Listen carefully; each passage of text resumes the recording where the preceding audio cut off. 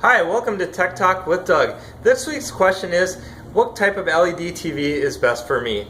Well, honestly, that's kind of like asking which color should I paint my room. There's a lot of personal preference, but I'm going to try and help you figure out some of the tech specs behind a TV. The first thing is to know what you're using the TV for, what room, and how big you're going to want to go. So I've never had a customer say their TV was too big, but you may find that maybe 75 inches in a small family room would be too big. So the best way is to find out the width of the TV, put a piece of painter tape, sit down where you're sitting, and see does that feel like it's going to take up too much space. Once you know the size, you're going to want to look at what resolution do I want. There's 1080p versus 4K. 4K is actually 4 times the resolution. Most TVs will upscale, but we'll talk about the quality of that in a moment. 1080p means 1080 lines across the screen. Still a very, very good picture. Now the other thing to look at is the refresh rate. Refresh rates are 60, 120, and 240.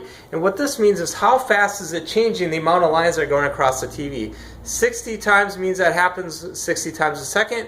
120, 240, it gets faster and faster. The faster it is, the smoother the picture will be for watching sports, for your football games, and for action movies. So you do want a higher refresh rate. Now, the other thing to think about with the TVs is how is it lit? An LED TV has a light in the back, typically.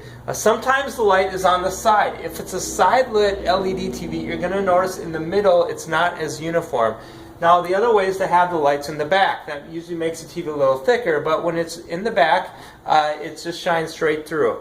Now, the other thing to look for, and the best option, is to have what's called local dimming, or an array of LEDs. So throughout the TV in the back, there'll be sections, sometimes it's as many as 64 different sections, where this part can dim down while this is full bright. What that allows you to do is have more contrast throughout the TV, and it's going to give you a better quality picture. So when you're thinking about all this stuff, obviously the big determining factor is your budget.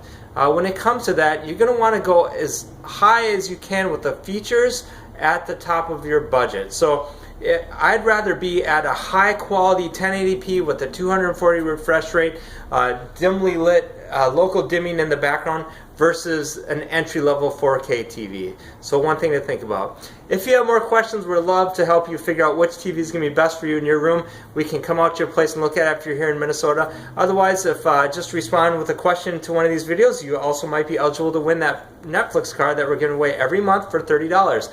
For Tech Talk with Doug, this has been Doug.